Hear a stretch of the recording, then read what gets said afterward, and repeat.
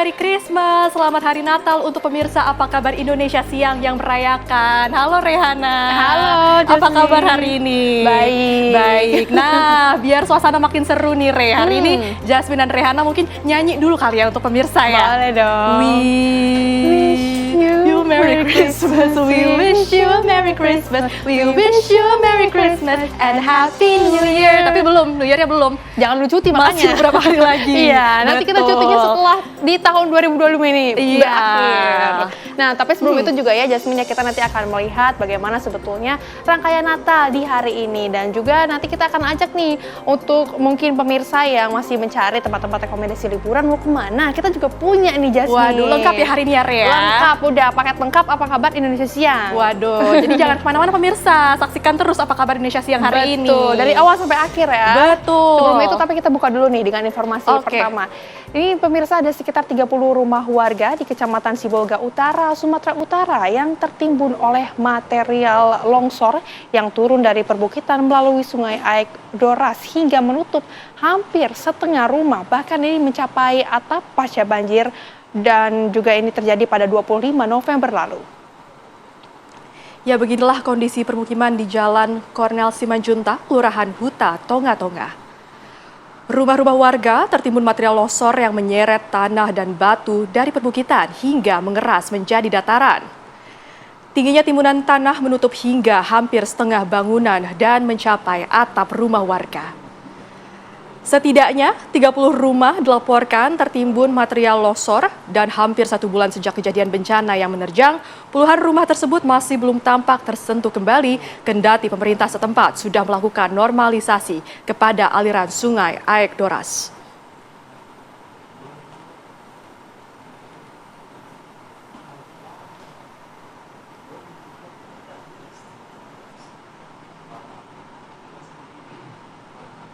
Dan pemirsa, kita beralih ke informasi berikutnya, di mana proses pembersihan pesantren Darul Mukhlisin yang terletak di Kabupaten Aceh, atau lebih tepatnya Kabupaten Aceh Tabial, terus dilaksanakan secara cepat. Sejak pagi hari, puluhan alat berat telah diturunkan ke lokasi pesantren untuk membersihkan tumpukan kayu gelondongan. Kayu-kayu yang berukuran besar yang berada di halaman pesantren ditarik keluar menggunakan alat berat. Petugas terpaksa pemirsa untuk melakukan pemotongan kayu menggunakan gergaji mesin sebelum kemudian diangkut oleh alat berat untuk mempermudah proses evakuasi dan mempercepat pembersihan.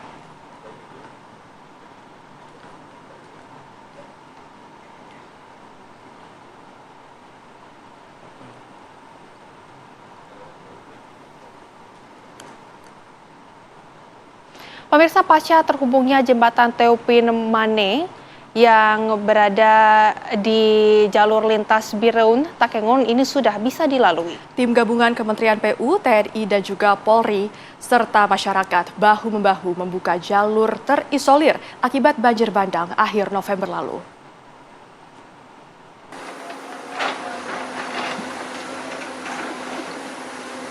Dua unit eskavator terus membenahi jalur lintas Biren Takengon yang saat ini sudah sampai di lokasi jembatan Timang Gajah yang sempat ambruk.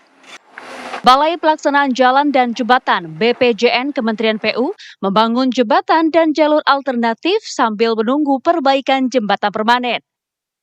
Selain jembatan Timang Gajah, BPJN Kementerian Pekerjaan Umum akan membangun kembali sejumlah jembatan yang putus dan jalan rusak dengan memanfaatkan jembatan Bailey dan pembangunan jembatan alternatif di masa tanggap.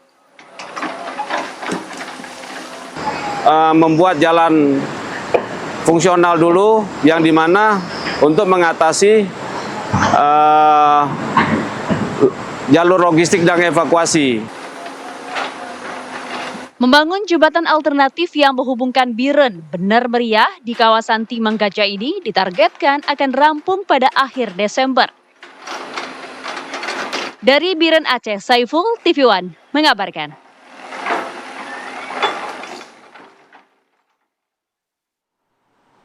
Pemirsa, di tengah duka mendalam pasca banjir bandang yang melanda Kabupaten Aceh Tabiang, Aceh, Secerah harapan terus datang dari para relawan. Mereka hadir membawa misi kemanusiaan pemirsa bagi para korban banjir bandang, terutama ini anak-anak yang diketahui menjadi kelompok paling rentan yang terdampak bencana. Di tengah upaya pemulihan pasca bencana, kehadiran para relawan dari berbagai daerah menjadi penguat semangat bagi para penyintas, terutama bagi anak-anak yang hingga kini masih harus beradaptasi dengan kehidupan serba terbatas di tenda-tenda pengungsian. Tim relawan menjalurkan ratusan mainan kepada anak-anak pengungsi. Mainan-mainan ini menjadi penghibur di tengah trauma dan ketakutan yang masih membayangi mereka pasca bencana. Selain membagikan mainan dan makanan, para relawan juga turut menghibur anak-anak dengan bermain dan berinteraksi bersama. Kegiatan ini dilakukan untuk membantu memulihkan kondisi psikologis anak-anak agar tidak terlalu dalam trauma akibat banjir dahsyat yang juga telah memporak-porandakan desa mereka.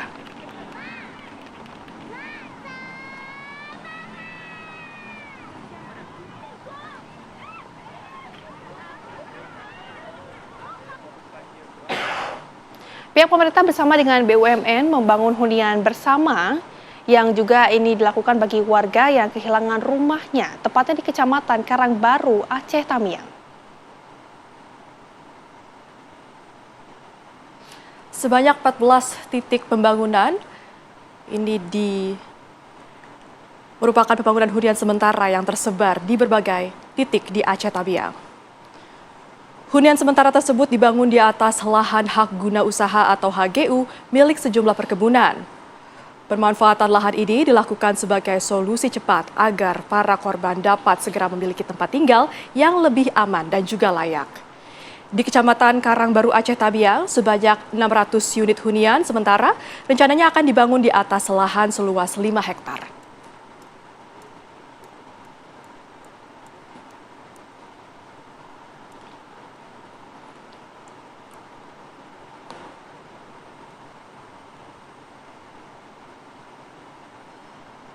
Berikutnya pemirsa, proses pembersihan jalan Cicincin Malalak dari Simpang Balingka, Sumatera Barat masih berlangsung dengan bantuan alat berat. Sebanyak 2 alat berat dari salah satu perusahaan BUMN dikerahkan untuk membersihkan sisa-sisa tanah yang menutupi sebagian jalan Cicincin Malalak. Sejumlah titik yang sempat tertutup oleh tanah longsor kini mulai dibuka dan bisa dilintasi kendaraan roda 4. Setidaknya pemirsa ada kurang lebih 15 titik yang tertutup sebagian oleh longsor di sepanjang 7 km jalan Cicincin Malalak. Pembersihan jalan pun ditargetkan selesai pada akhir tahun 2025.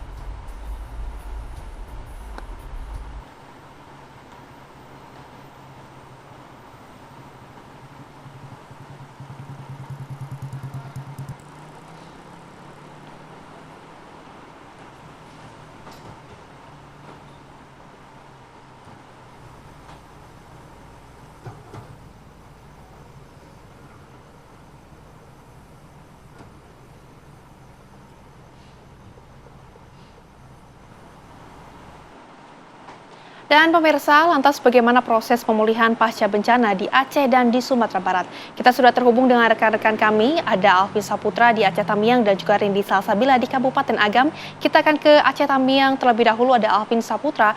Alvin, apakah proses pembersihan puing-puing bangunan di sana masih terus dilakukan?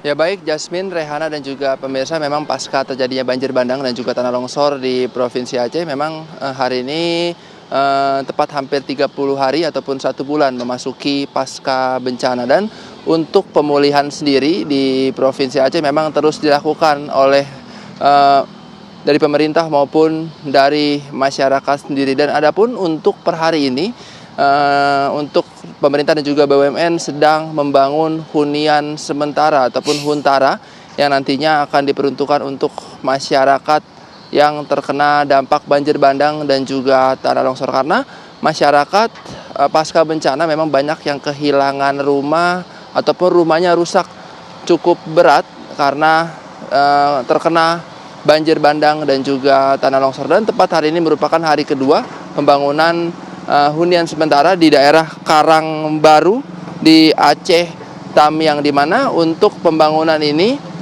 terus dilakukan ataupun dikebut oleh pemerintah dan juga BUMN dengan bekerja selama 24 jam. Dan untuk lahan sendiri pemirsa, untuk bangunan Huntara ini didirikan seluas kurang lebih 5 hektar, tepatnya di bangunan lahan hak guna usaha di perkebunan yang berada di Aceh Tamiang ini. Dan memang untuk di Aceh Tamiang sendiri, dari pemerintah sendiri sudah menegaskan akan membangun 14 titik hunian sementara ataupun Huntara yang diperuntukkan nantinya untuk masyarakat. Dan juga untuk pembangunan Huntara ini nantinya di titik saya mengabarkan tepatnya nanti akan berdiri ataupun ditempati sebanyak 600 unit untuk Huntara sendiri. Dan untuk 600 unit sendiri nantinya akan berada di lahan seluas 5 hektar ini. Dan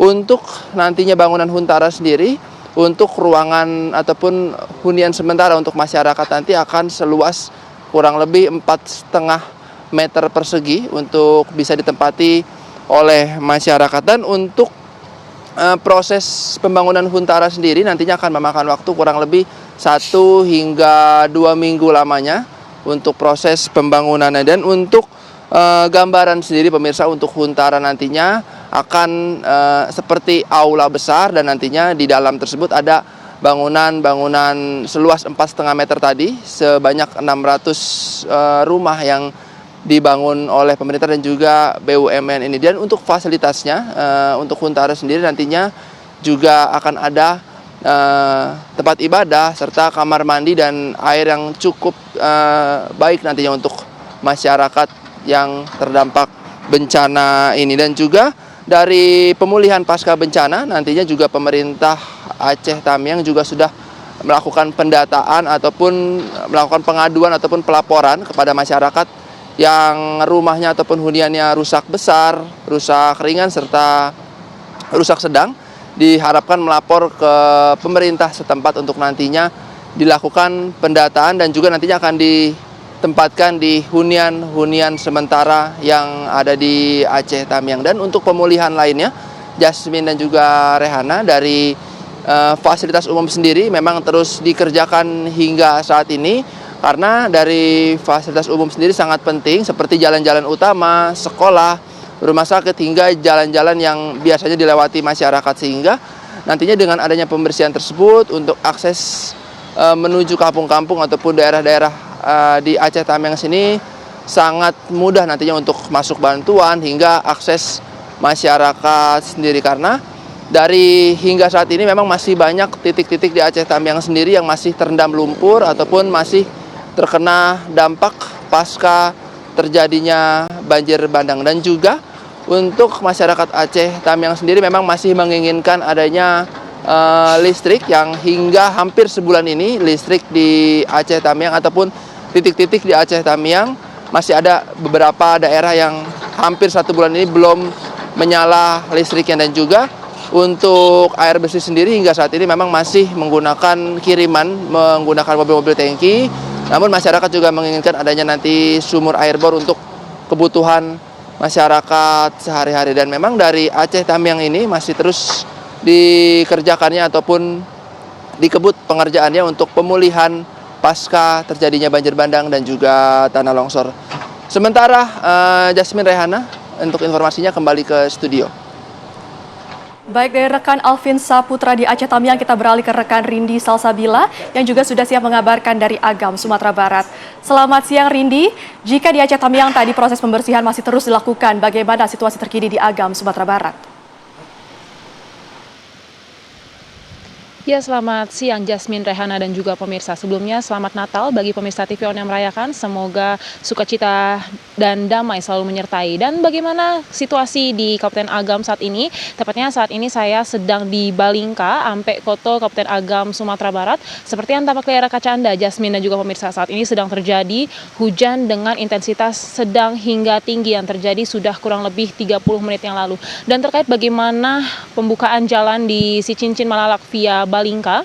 Memang sejak pagi tadi sekitar pukul 8 pagi untuk pembukaan jalan oleh salah satu perusahaan BUMN sudah dilakukan dan tengah dilakukan. Adapun ada jumlah yang dikerahkan untuk alat beratnya ada 2, dan berdasarkan informasi yang kami terima pemirsa, setidaknya ada 15 titik yang jalannya sebagian tertutup oleh tanah longsor akibat longsor yang terjadi pada kurang lebih 4 pekan yang lalu. Adapun untuk ruas jalan yang masih terbuka di sepanjang si Cincin Malalak ini adalah kurang lebih 7 km, dan targetnya untuk pembukaan jalan si Cincin Malalak via Balingka ini akan selesai pada akhir tahun, yang mana artinya adalah pada tanggal 31 Desember 2025. Dan terkait bagaimana penanganan bencana di Kabupaten Agam, memang pemerintah Kabupaten Agam memutuskan untuk memperpanjang masa tanggap darurat bencana, yakni dari tanggal 23 Desember 2025 hingga 5 Januari 2026. Adapun untuk perpanjangan ini bertujuan untuk kembali melanjutkan kegiatan pemulihan pasca bencana yang belum sempat terselesaikan, yang mana untuk fokusnya saat ini adalah pembangunan hunian sementara dan juga membersihkan material sisa longsor dan banjir bandang. Dan juga terkait pencarian korban, Jasmine, Rehana, dan juga pemirsa, pemerintah Kabupaten Agam memutuskan untuk menghentikan seluruh proses pencarian korban yang hilang, karena memang dari pihak keluarga pun juga sudah mengikhlaskan anggota keluarganya yang menghilang.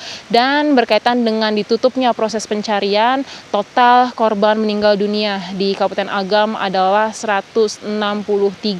Dan berkaitan dengan perbaikan infrastruktur dan juga pemulihan Kabupaten Agam, saat ini pemerintah Kabupaten Agam tengah mengebut proses pembangunan hunian sementara di Sekolah Dasar Negeri 05 Kayu Pasak, Palembayan, Kabupaten Agam, Sumatera Barat. Untuk tahap pertama ini ada sebanyak 117 huntara dengan target penyelesaian 30 Desember 2025, yang mana memang untuk pembangunan huntara ini dikebut karena ingin segera selesai sebelum masuknya tahun ajaran baru. Dan pemirsa, terkait bagaimana kondisi dari para pengungsi begitu ya, memang untuk di Ampek Koto, tepatnya di Balingka ini, kemarin kami sempat berbincang dengan warga. Mereka mengaku bahwa meskipun banyak bantuan yang sudah masuk, tapi pembagiannya masih belum merata, sehingga ini memang perlu menjadi atensi. Dan juga kalau di Sumatera Barat ini memang untuk para pengungsi lebih memilih untuk mengungsi di rumah kerabat atau saudaranya, sehingga memang untuk posko pengungsian cenderung menjadi tempat untuk penerimaan dan penyaluran bantuan baik dari relawan ataupun pemerintah. Dan kalau kami dapat ceritakan, Jasmine, Rehana, dan juga pemirsa, dari tempat kami ini ada satu posko pengungsian yang mana terletak di Masjid Simpang Balingka, dan kami bertanya kepada salah satu warga yang di sana. Ia mengaku bahwa memang untuk posko pengungsian di Masjid Simpang Balingka ini sudah 2 hari tidak ditempati oleh para pengungsi, yang mana memang berhubung juga ini libur akhir tahun begitu ya, warga pun tetap ingin memilih untuk mengungsi rumah keluarga sekaligus ingin berkumpul dengan keluarga. Dan terkait apa yang paling dibutuhkan oleh masyarakat Kabupaten Agam saat ini, yang pertama tentunya adalah trauma healing, karena memang ada banyak sekali anak-anak yang terdampak akibat banjir bandang dan longsor yang terjadi pada kurang lebih 4 pekan yang lalu, sehingga memang trauma healing ini perlu menjadi perhatian penuh bagi pemerintah. Sementara demikian laporan dari kami, kembali ke studio. Pemirsa, ratusan jemaat gereja di Jombang, Jawa Timur nyalakan lilin dan gelar doa bersama untuk keselamatan para korban bencana alam yang terjadi di sejumlah daerah di Indonesia.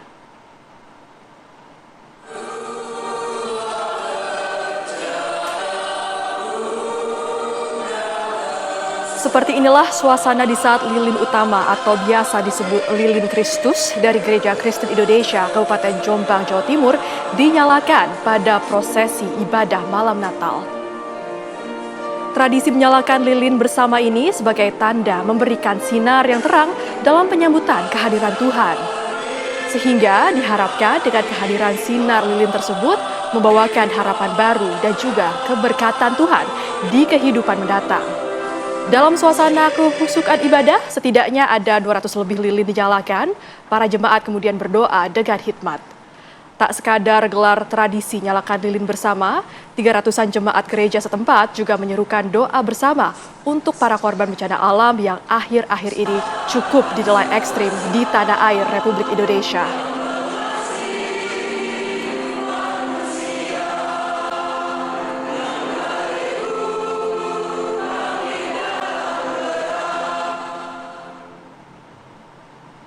Pemirsa, kita hadirkan informasi selanjutnya. Meski masih diselimuti duka akibat bencana alam yang melanda warga desa Aek Parira, Kelurahan Angin Nauli, Kecamatan Sibolga Utara, Kota Sibolga, tetap antusias merayakan Natal di posko pengungsian. Baik, maaf kalau bahasa saya. Suasana Natal keluarga tahun ini terasa berbeda bagi warga. Tidak ada kemewahan maupun dekorasi megah di desa Aek Parira.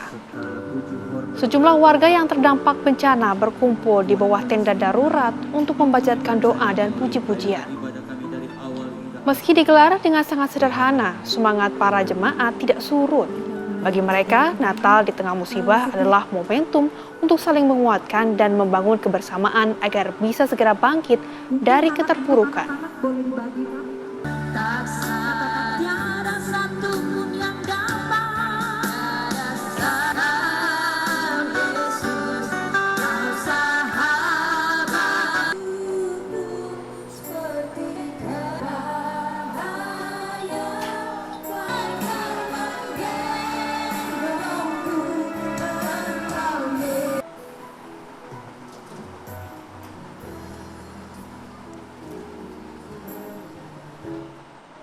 Dan pemirsa, untuk mengetahui bagaimana sebetulnya suasana perayaan Natal di Sibolga, Sumatera Utara, kita akan bergabung langsung dengan rekan Haidar Faisal di Sibolga.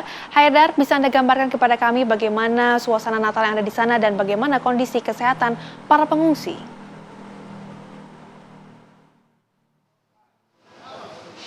Ya baik, Rehan dan juga pemirsa, memang kita dapat informasikan bahwa saat ini kota Sibolga bisa dikatakan jauh lebih baik jika dibandingkan hari pertama pasca bencana terjadi pada 25 November 2020 yang lalu. Hari ini pun memang berbagai gereja di kota Sibolga telah menggelar perayaan hari Natal, termasuk di tempat kami mengabarkan saat ini di Gereja KBP Sibolga Julu. Nah, untuk memberikan gambaran kepada Anda, Rehan dan juga pemirsa, saya tidak akan menjelaskan sendiri karena tadi kebetulan juga ada kedatangan HKBP dari gereja ini, kedatangan dari pihak Polres Sibolga, dan kami akan coba untuk menanyakannya secara langsung. Selamat siang Bapak Kapolres. Selamat siang. Pak, mungkin bisa disampaikan, ini sudah 1 bulan sejak pertama kali bencana terjadi di Sibolga. Bagaimana keadaannya Pak? Karena kita lihat pada hari ini banyak sekali jemaat yang sudah ke gereja untuk beribadah Natal Pak. Baik, terima kasih pemirsa. Kami melaporkan dari Kota Sibolga. Memang betul bahwa Kota Sibolga saat ini sudah memasuki suasana yang bisa dikatakan sudah mendekati normal, di mana pemerintah Kota Sibolga sudah menetapkan terhitung mulai tanggal 23 kemarin Desember untuk status tanggap darurat telah berakhir. Dan selama proses tanggap darurat mulai dari hari pertama sehingga tanggal 23 kemarin kita telah berhasil mengevakuasi 55 korban yang dalam keadaan meninggal dunia dan semuanya sudah teridentifikasi. Dan untuk suasana Natal, kita Polres Sibolga sudah mendata ada 53 gereja yang ada di Kota Sibolga dan semuanya melaksanakan ibadah Natal karena kondisi bangunan dan dampak-dampaknya sudah tidak menjadi kendala. Dan kita sudah mengkoordinasikan komunikasi dengan pengurus gereja, mereka tetap melaksanakan ibadah Natal. Demikian. Oke, untuk tadi kehadiran Bapak di sini berarti untuk sekalian beribadah atau hanya sekedar meninjau saja Pak? Ya, terima kasih. Jadi kami dari Polres Sibolga, hari ini kami bersama-sama seluruh pejabat utama Polres Sibolga ingin merasakan bersama-sama dengan jemaat HKBP Sibolga Julu bernatal bersama di tengah situasi yang saat ini, dan kami memiliki keinginan untuk berbagi dalam bentuk bingkisan Natal khususnya kepada jemaat HKBP Sibolga Julu yang terdampak. Kami kemarin sudah berkoordinasi dengan pengurus dan kami sudah mendapatkan total jemaat yang terdampak dan kami tadi sudah menyalurkan bingkisan Natal tersebut. Oke Pak, ini kan saat ini sedang masa peralihan pemulihan pasca bencana. Artinya sekarang berarti langkah apa yang akan dilakukan oleh Polres Sibolga? Prioritasnya apa Pak? Baik, terima kasih. Untuk kondisi saat ini, yaitu pasca tanggap darurat, Polres Sibolga tentunya didukung seluruh stakeholder dan ada itu TNI serta pemerintah kota, dan Polres Sibolga juga dibantu oleh BKO Brimob. Kami bersama-sama membantu masyarakat tentunya memperbaiki dan juga membenahi jalan-jalan sehingga para pengungsi secara bertahap nanti bisa kembali ke rumah yang memang sudah layak atau tidak berbahaya lagi. Namun bagi yang tempat-tempat yang masih berbahaya akan dilakukan pemerintah kota pembenahan dan tentunya mereka masih tetap berada di pengungsian.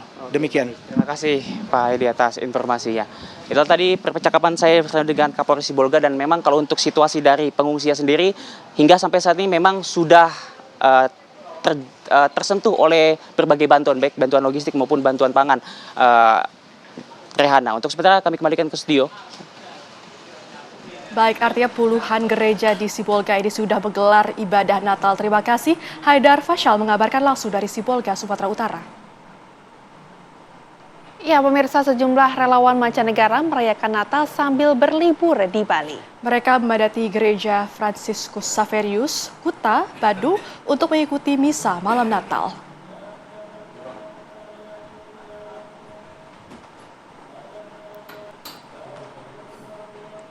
Mereka melakukan misa malam Natal bersama warga setempat di gereja yang berada di Jalan Kartika Plaza.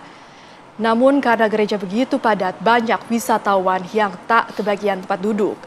Itu tak menyurutkan niat mereka untuk terus beribadat meski dengan berdiri sepanjang misa berlangsung. Walau begitu, Natal tersebut menjadi kesan tersendiri bagi para wisatawan asing.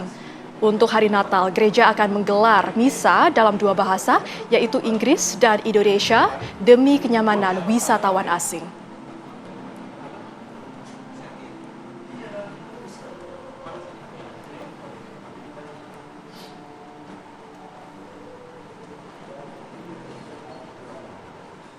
Pemirsa, guna memastikan ibadah Natal berlangsung dengan aman dan kondusif, pengecekan dilakukan di sejumlah gereja di daerah. Petugas yang berjaga, pemirsa, melakukan sterilisasi seluruh lingkungan gereja agar kegiatan ibadah ini dapat berjalan dengan lancar.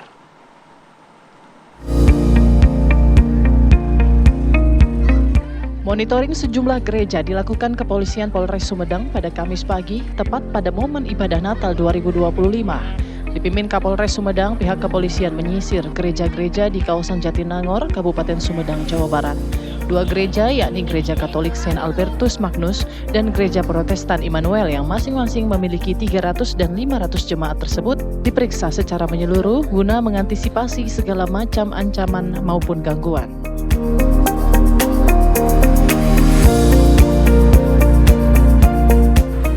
15 gereja yang berada di wilayah barat dan timur Kabupaten Cirebon disambangi Forum Komunikasi Pimpinan Daerah atau Forkopimda Kamis pagi. Pengecekan untuk melihat kesiapan personil yang mengamankan masing-masing gereja. Lebih dari 600 personil gabungan disiagakan di 15 titik gereja. Petugas memastikan seluruh kegiatan gereja berlangsung kondusif dan berjalan baik. Setiap personil diwajibkan melakukan sterilisasi hingga pemeriksaan mendalam untuk memastikan kelancaran ibadah Natal.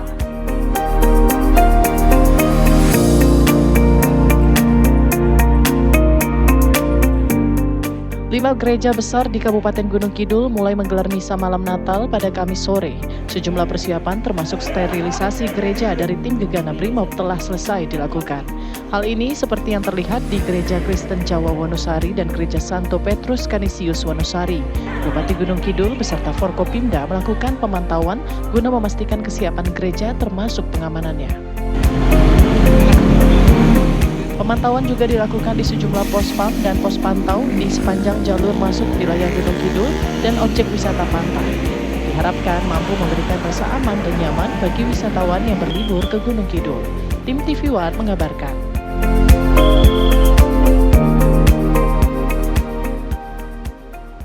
Ribuan jemaat pemirsa terlihat membadati area gereja katedral yang tepatnya ini berada di Jakarta Pusat sejak pagi tadi untuk melakukan misa Natal bersama.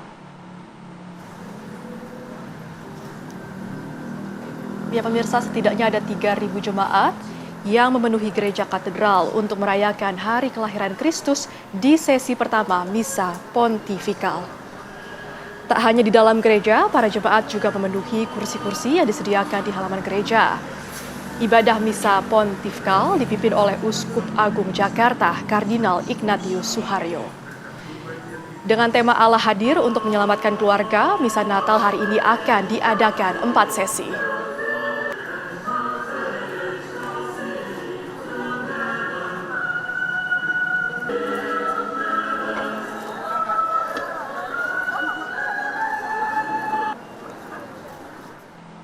Lalu bagaimana suasana terkini perayaan Natal di Gereja Katedral Jakarta? Kita tanyakan kepada rekan Margareta Novita. Selamat siang Margaret, bagaimana situasi terkini di Gereja Katedral? Apakah masyarakat masih melakukan ibadah di sana? Ya, Jasmine, Rehana, dan juga pemirsa, sebelumnya kami mengucapkan selamat Hari Raya Natal untuk para pemirsa dan juga umat Kristiani yang merayakan. Semoga berkat dan juga sukacita Natal selalu menyertai kita. Dan tadi kalau ditanya bagaimana sih antusias ataupun perayaan Hari Natal di Gereja Katedral, tentu saja Gereja Katedral ini merayakan secara meriah namun tetap hikmat. Dengan hari ini, di hari Natal ini menggelar 4 sesi misa. Sesi pertama tadi adalah misa pontifikal. Ini mulai pada pukul 8.30 waktu Indonesia Barat, dipimpin langsung oleh Romo Kardinal Ignatius Suharyo. Dan dalam misa pontifikal ini selain dipimpin langsung oleh Uskup Agung Jakarta, ini juga di akhir misa biasanya ini diberikan indulgensi ataupun pelepasan dosa. Dan kemudian tadi setelah misa pertama ada sesi kedua, ini dimulai pukul 11 waktu Indonesia Barat. Ini adalah misa khusus keluarga dan juga anak-anak. Tadi ramai sekali anak-anak dan juga keluarga hadir untuk merayakan misa Natal di Gereja Katedral. Nah, yang menarik, Jasmine, Rehana, dan juga pemirsa, dari misa anak-anak atau misa keluarga dan anak-anak ini tadi ada penampilan drama dari anak-anak, kemudian juga ada kado untuk bayi Yesus, di mana anak-anak yang hadir ke gereja ini membawa kado, kemudian dikumpulkan ke panitia dan dari panitia nanti akan disalurkan ke anak-anak yang membutuhkan. Selain itu juga tadi ada bagi-bagi goodie bag, ada bagi-bagi snack dan ice cream untuk anak-anak yang hari ini datang merayakan Natal, sehingga tidak hanya ibadah, mereka pun juga senang ya karena membawa oleh-oleh begitu dari gereja. Nah, nanti untuk sesi ketiga akan dimulai pada pukul 14 waktu Indonesia Barat. Maka memang kalau Anda melihat di layar kaca Anda di belakang kami ini masih sepi karena misa ketiga nanti akan mulai pada pukul 16 waktu Indonesia Barat, sehingga masih banyak petugas yang akhirnya menata-nata, kemudian juga merapikan, mensterilkan daerah gereja begitu. Kemudian untuk misa yang di sesi 3 atau 16 waktu Indonesia Barat, ini adalah misa yang dikhususkan untuk lansia, dan sebagai penutup perayaan Hari Natal ini nanti akan dilakukan sesi misa keempat atau misa terakhir, ini dimulai pada pukul 18 waktu Indonesia Barat. Nah, untuk para jemaat ataupun pemirsa yang nantinya ingin misa di Gereja Katedral ini tidak usah khawatir karena untuk misa hari ini tidak perlu registrasi. Jadi Anda cukup datang langsung ke gereja, kemudian juga bisa langsung duduk di dalam gereja maupun di area-area sekitar gereja. Seperti di tempat saya mengabarkan saat ini sudah ada tenda, kapasitasnya sekitar 3.000 kursi. Kemudian untuk di dalam gereja ini kapasitasnya sekitar 800 kursi. Dan memang tidak diperlukan registrasi untuk sore hari ini. Namun memang note-nya adalah para jemaat ataupun pemirsa yang ingin beribadah harus datang terlebih dahulu atau lebih awal supaya mendapatkan tempat duduk di dalam gereja. Pun untuk kantong-kantong parkir seperti biasanya, Gereja Katedral ini bekerja sama dengan Masjid Istiqlal, di mana para jemaat ini bisa memarkirkan kendaraannya di Masjid Istiqlal, nanti bisa menyeberang melalui jembatan silaturahmi. Pun untuk kapasitas parkirnya juga tidak usah takut ya pemirsa, karena ada sekitar 700 hingga 800 kendaraan yang bisa diparkirkan di wilayah Masjid Istiqlal. Dan untuk pengamanannya sendiri memang Gereja Katedral saat ini masih dibersihkan, kemudian masih dicek ulang begitu. Untuk sementara demikian yang bisa kami sampaikan, kami masih akan menunggu misa selanjutnya, Rehana dan juga Jasmine. Kembali ke studio. Anda masih bersama kami pemirsa di Apa Kabar Indonesia Siang. Arus penumpang kereta api jarak jauh pada masa libur Natal terpantau padat di stasiun Pasar Senen, Jakarta Pusat.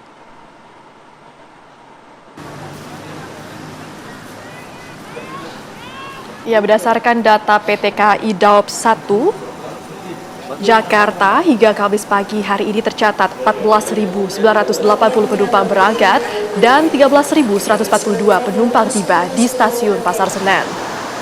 Stasiun Pasar Senen menjadi salah satu titik dengan pergerakan penumpang tertinggi selain stasiun Gambir dan Bekasi.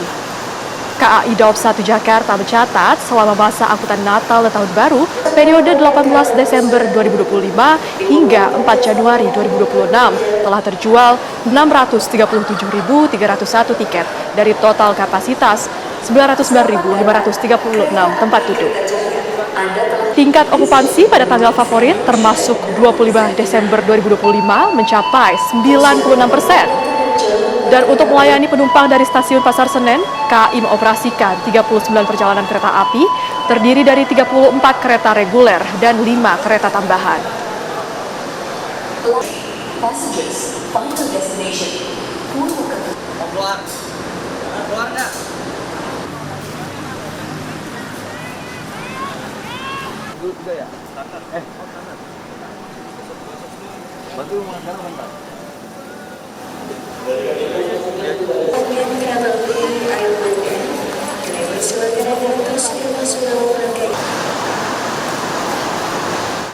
Pemirsa, arus libur akhir tahun mulai terlihat padat di Tol Jakarta Cikampek, ruas Karawang, Jawa Barat pagi tadi. Terlihat pemirsa ribuan kendaraan asal Jabodetabek mulai memadati Tol Jakarta Cikampek ke arah berbagai di kota Jawa Barat dan juga Jawa Tengah. Dari pantauan TV One, kendaraan-kendaraan yang didominasi kendaraan pribadi ini terlihat berjalan tersendat. Rata-rata kecepatan terpantau di bawah 20 km per jam. Sesekali arus kendaraan tidak bergerak sama sekali.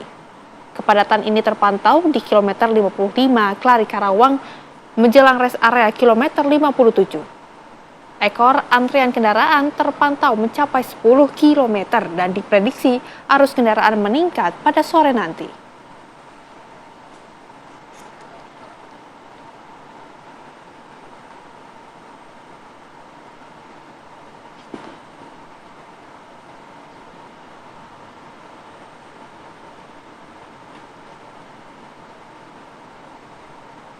Pemirsa, di hari Natal, Bandara Soekarno-Hatta masih saja ini diketahui diserbu oleh penumpang pesawat dari beragam tujuan dalam dan juga luar negeri. Meski jumlahnya turun dibandingkan beberapa hari kemarin, jumlah warga yang berangkat melalui Bandara Suta hari ini masih di atas rata-rata hari biasa.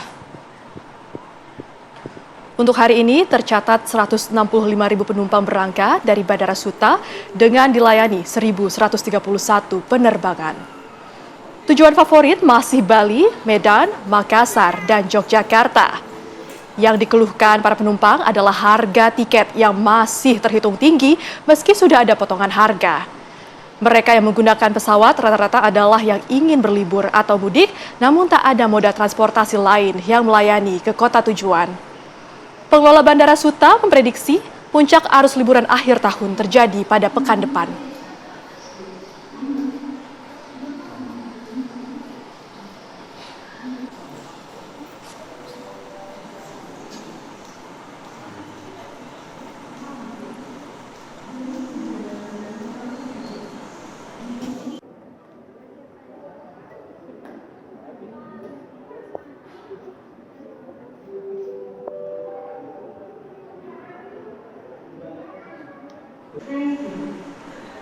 Lalu bagaimana pantauan situasi terkini pada libur Natal di Bandara Soekarno-Hatta Tangerang dan Stasiun Tugu Yogyakarta? Kita sudah terhubung dengan rekan Rusdi Muslim dan Danita Riyadini.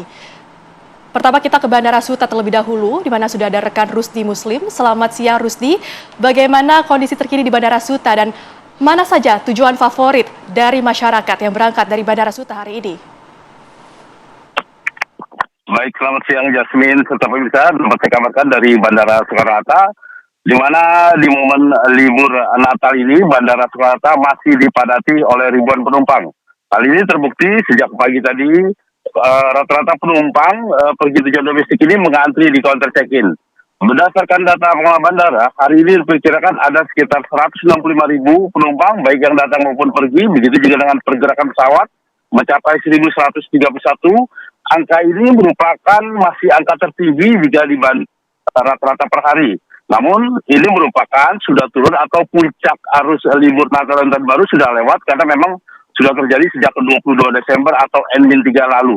Namun begitu, permintaan extra pack cukup tinggi, di mana realisasinya mencapai 341 pack dalam periode 15 Desember hingga 24 ini, yang artinya ini ada realisasi atau penyerapan hingga 71%. Angka ini merupakan cukup tinggi, di mana memang di moda transportasi udara ini memang mendapatkan stimulus dari pemerintah, yang mana stimulus ini diambil dari komponen PJP2U atau Airport Tax serta diskon harga aftur 10%, sehingga harga tiket dapat menjadi turun. Namun begitu, walaupun fakta di lapangannya banyak saya bertanya kepada penumpang, mereka tidak mengetahui apakah tiket itu turun atau naik. Yang jelas bagi mereka rata-rata harga tiket masih di atas rata-rata hari biasa.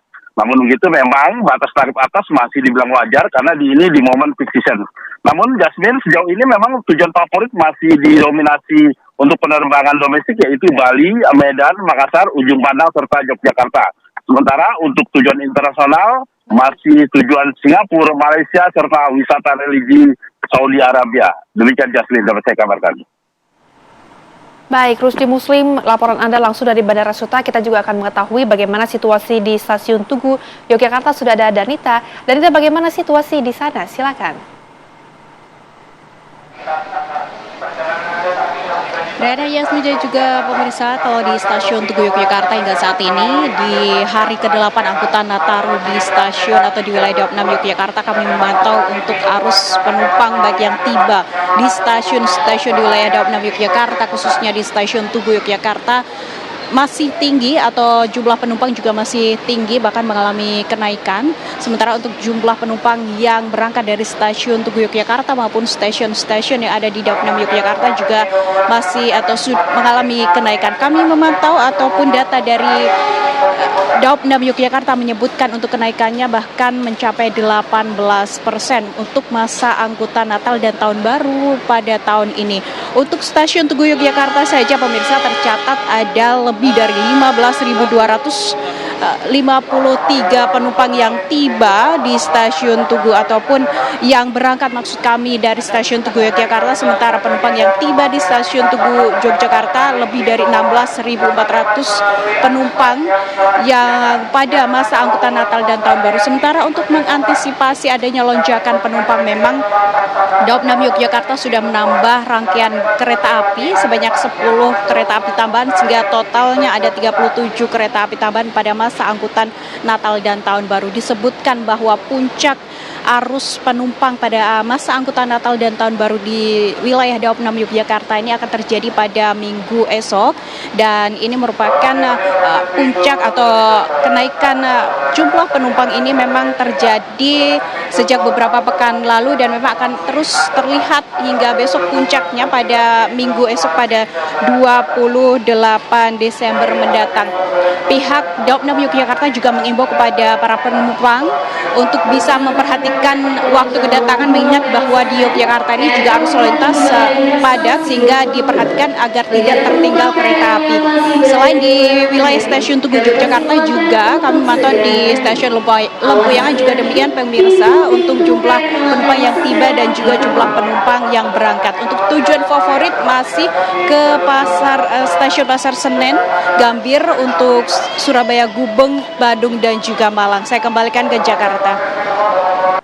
Nah pemirsa, di segmen ini kami akan hadirkan informasi terkait liburan nih, Ray. Seru banget yang sudah kita bahas ya tadi ya. Betul. Nah salah satunya adalah di Taman Safari Indonesia yang ramai dipadati oleh pengunjung pada libur Natal dan Tahun Baru.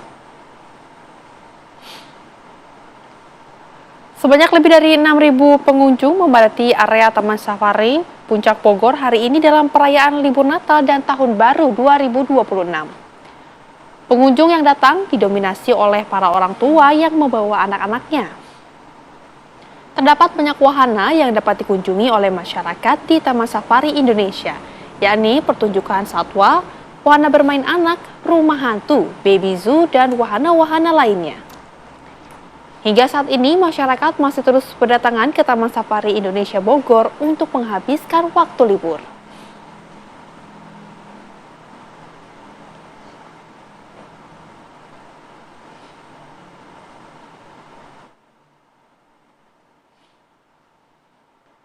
Lantas pemirsa, bagaimana sebetulnya suasana liburan di Taman Safari Bogor? Seperti apa kemudian serunya di sana? Sudah ada rekan kami Felicia Amelinda yang akan mengabarkan untuk Anda. Felicia, bisa Anda gambarkan kepada kami keseruan di sana? Pengunjung seperti apa? Halo, selamat siang Rehana, Jasmine dan juga pemirsa. Gimana libur ada di studio? Menyenangkan bukan? Nah, saya juga menyenangkan sekali di pemirsa karena sekarang saya lagi ada di Taman Safari Indonesia.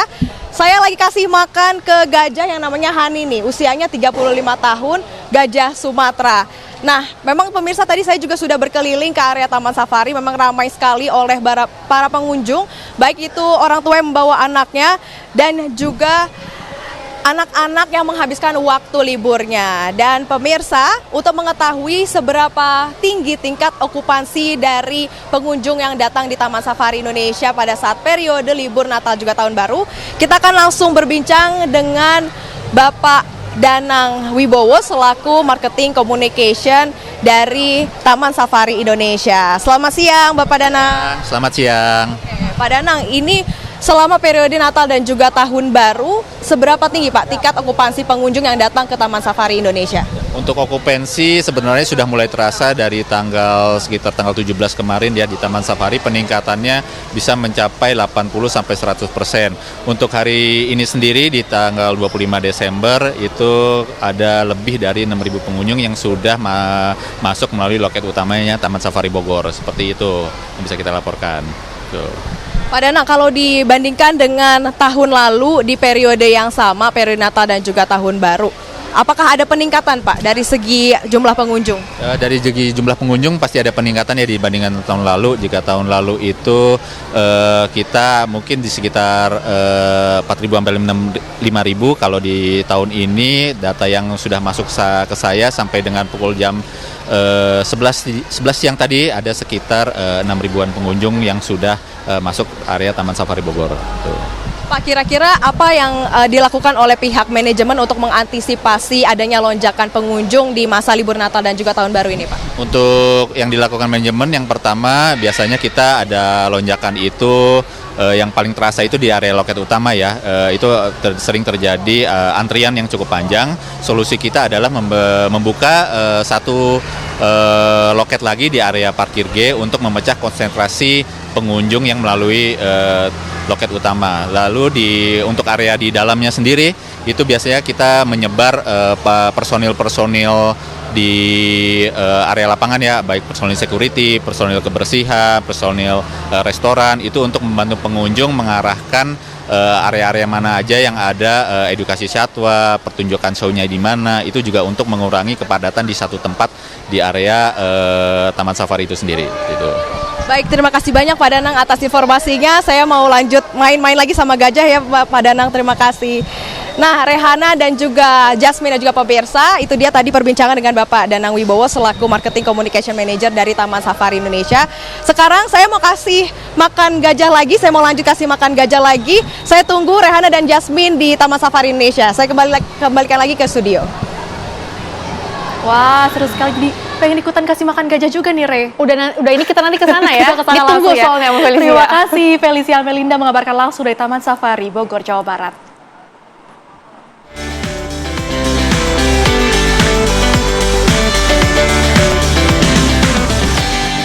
Dipersembahkan oleh Simpati.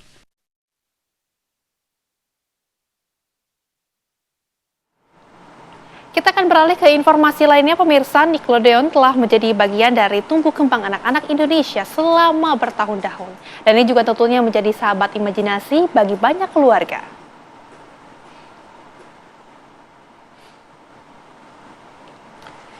Ya, kehadiran karakter-karakter kartun mereka bukan sekadar tontonan, tetapi juga membawa nilai-nilai persahabatan dan rasa ingin tahu serta kreativitas yang menginspirasi anak-anak.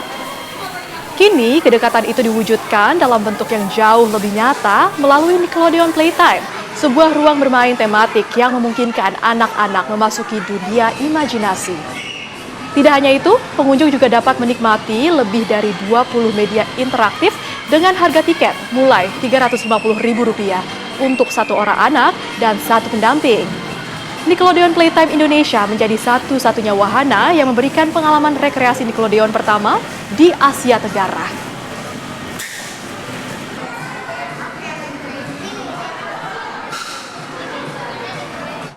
Anak-anak gue gitu kan, jadi tempatnya lumayan keren, terus cerah banget, warna-warni, dan karakternya tuh semua anak-anak suka, kayak SpongeBob, Dora gitu kan. Jadi ketika main ke dalam tuh ya akhirnya anak-anak tahu ngerasain nggak cuma nonton filmnya aja, tapi kita bisa ngerasain di dunia kartun tuh seperti apa ya datang ke playground ini gitu. Karakternya kan ada Dora, SpongeBob, Paw Patrol dan lain-lain. Nah makanya anak-anak main di dalam itu kayak di film.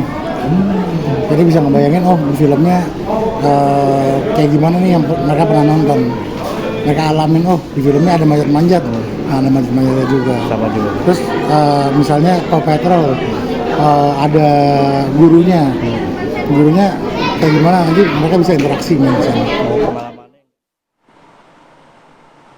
Pemirsa, hingga siang hari ini arus tol Jakarta Cikampek, ruas Karawang, Jawa Barat masih belum terurai kepadatannya. Polisi dan Jasa Marga pun memutuskan untuk memberlakukan lawan arus atau kontraflow arah Cikampek. Kontraflow diputuskan setelah melihat kemacetan panjang di ruas kilometer 55. Kontraflow ini pemirsa diberlakukan satu lajur dan dibuka mulai dari kilometer 47 Karawang hingga kilometer 65. Namun jalur kontraflow ini belum sepenuhnya mengurai kepadatan. Terlihat arus di lajur pertama masih padat. Buka tutup rest area juga diberlakukan untuk mengurai kepadatan. Adapun kendaraan yang masuk rest area dibatasi maksimal hanya boleh 30 menit.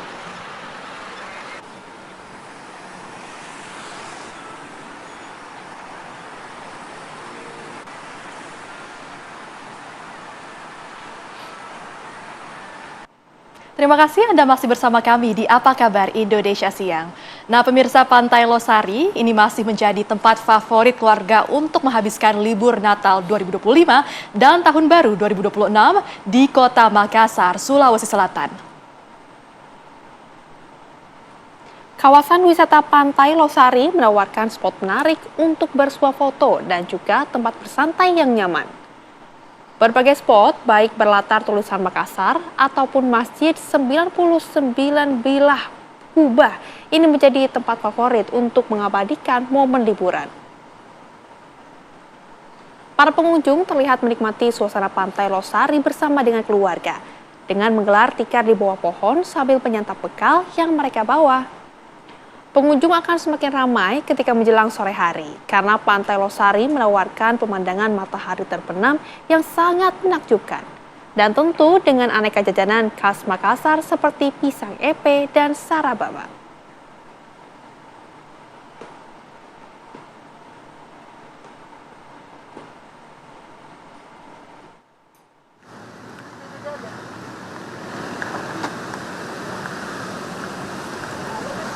Pemirsa, kami akan ajak Anda melihat lebih dekat lagi bagaimana suasana liburan di Pantai Losari bersama dengan rekan kami ada Firda Jumari di sana. Firda, bisa Anda gambarkan kepada kami bagaimana sebetulnya antusias para pengunjung di pantai sana?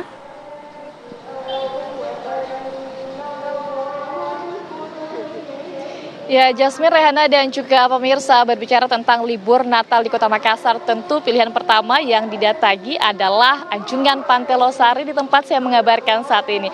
Dari pantauan kami, sejak siang hari tadi ini banyak pengunjung, baik dari warga di Kota Makassar ataupun luar Kota Makassar, pemirsa, yang datang untuk bersuah foto dan berkeliling melihat Anjungan Pantai Losari. Tadi kami sempat berbincang daripada pengunjung ini, ada yang berasal dari Kota Kendari, pemirsa, yang memang datang ke Makassar untuk berlibur, khususnya untuk libur Natal dan Tahun Baru, dan singgah di Anjungan Pantai Losari untuk bersuah foto di beberapa spot foto yang ada di Anjungan Pantai Losari ini.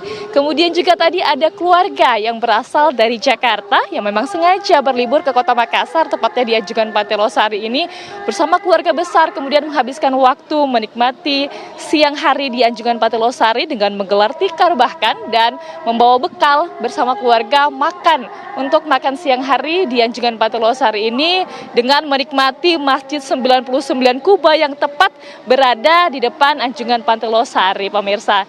Dan tidak hanya itu juga, memang Rehana, Jasmine, dan juga pemirsa, saya rekomendasikan jika ingin datang ke Anjungan Pantai Losari ini, datangnya di sore hari menjelang malam, karena memang di Anjungan Pantai Losari ini menjadi salah satu spot untuk melihat matahari terbenam yang terbaik begitu di Sulawesi Selatan. Jika ingin melihat itu bisa datang di sore hari dan juga sambil menikmati makanan khas Makassar seperti pisang ngepek dan juga saraba. Demikian Rehana, Jasmine, kembali ke Anda. Wah, seru sekali yang melihat masyarakat yang melakukan swafoto, mengambil swafoto di Pantai Losari. Kita harus ke sana juga nih, Re. Betul, udah ini ya. Banyak ya? Betul. Oke, terima kasih Firda Nyubar dimabarkan langsung dari Pantai Losari. Pemirsa, tentunya apa kabar? Indonesia Siang akan kembali menemani Anda usai jeda. Tetaplah bersama kami sesaat lagi.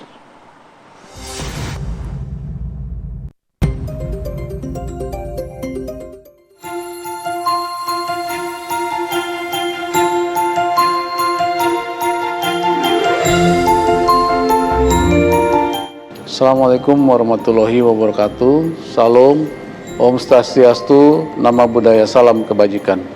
Saya Panglima Tentara Nasional Indonesia, Jenderal TNI Agus Subianto, mengucapkan Selamat Natal tahun 2025 kepada umat Kristiani di seluruh Indonesia, khususnya pemirsa TV One. Semoga Hari Raya Natal dinikmati oleh seluruh umat Kristiani dalam keadaan damai dan penuh berkah. Saya juga mengucapkan selamat tahun baru 2026.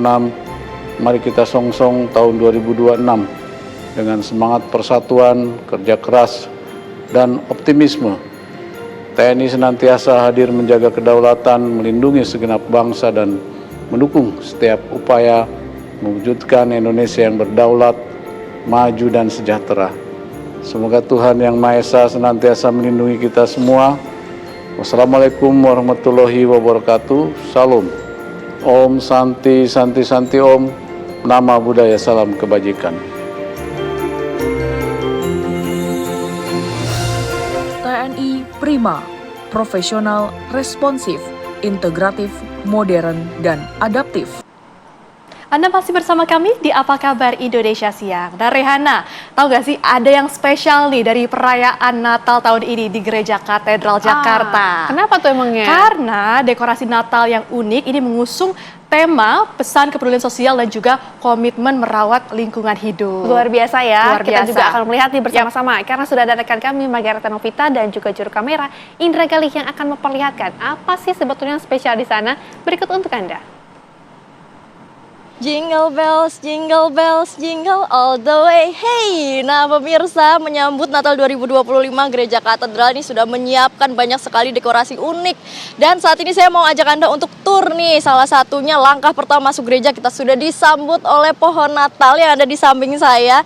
Ini tingginya sekitar 8 meter pemirsa dan terbuat dari karung bekas ini pemirsa. Selain itu ditambah ada ornamen batok kelapa dan juga ornamen kain-kain wastra Nusantara nih. Ada batik dari Pulau Jawa, ada batik dari Papua dan juga batik-batik lainnya nih terpampang di sini. Nah, di kanan kiri ini juga pemirsa sudah ada teman-teman saya ya. Ini ada patung-patung yang bertemakan baju adat nasional dan memang untuk tahun ini konsep dari Gereja Katedral adalah memadukan tradisi Natal dengan konsep Nusantara. Selain itu masih banyak titik lainnya. Yuk ikutin saya.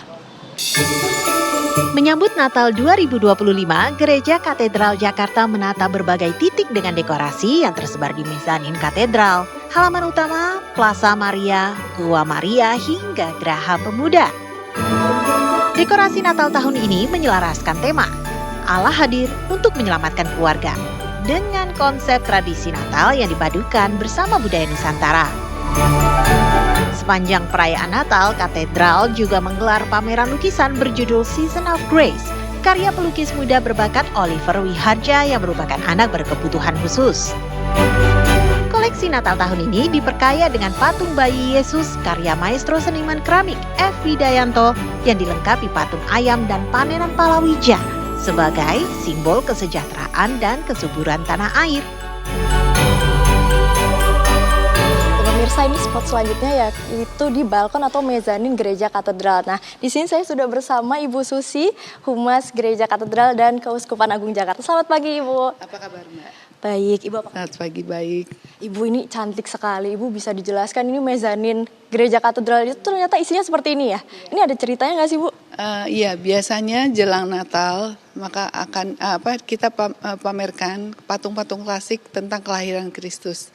Ini sudah berlangsung bertahun-tahun, tapi tahun ini ada yang spesial karena kita mencampurkan juga dengan pameran seni, yaitu pameran lukisan yang merupakan karya dari Oliver Wiharja, seorang anak berkebutuhan khusus. Ya, Oli itu panggilannya katanya. Nah, itu karya-karya ini menarik karena warna yang ditampilkan tuh warna ceria. Dari seorang anak sangat luar biasa kemampuannya untuk bisa melukis, yang mana kita tahu anak berkebutuhan khusus itu perlu fokus. Nah, ini sangat fokus, dibutuhkan sangat fokus karena banyak detail, titik-titik itu ya. Nah, itu luar biasa sekali kalau kita bisa membayangkan bagaimana seorang anak berkebutuhan khusus menghasilkan karya yang luar biasa ini. Nah, ini tentang Season of Grace judulnya.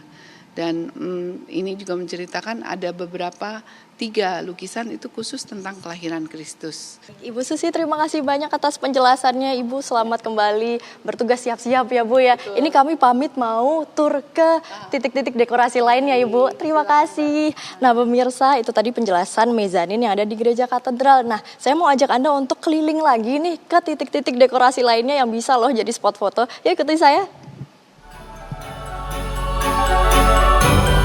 Kisah kelahiran Yesus disajikan melalui patung, grafis, serta wayang Natal. Semuanya untuk mengajak umat Nasrani meresapi makna Natal dalam suasana sederhana, sunyi, namun penuh terang dan sukacita.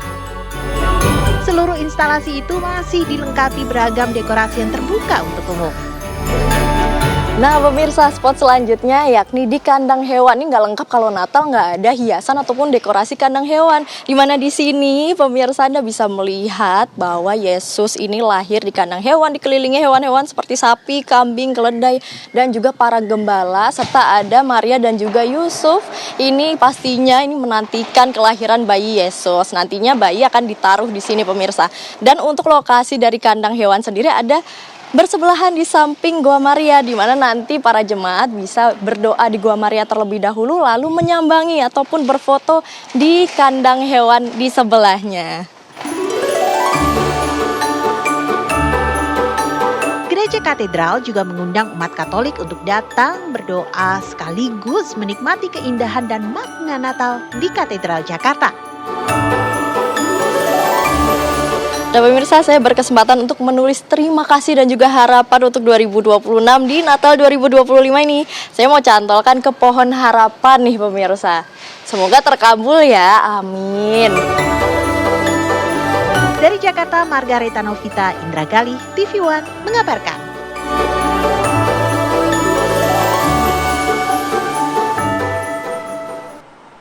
Informasi tadi juga sekaligus menutup jumpa kita di Apa Kabar Indonesia Siang. Saya Rehana Mezia. Dan saya Jasmine Ramadi, pamit undur diri. Terima kasih, selamat Natal dan sampai jumpa.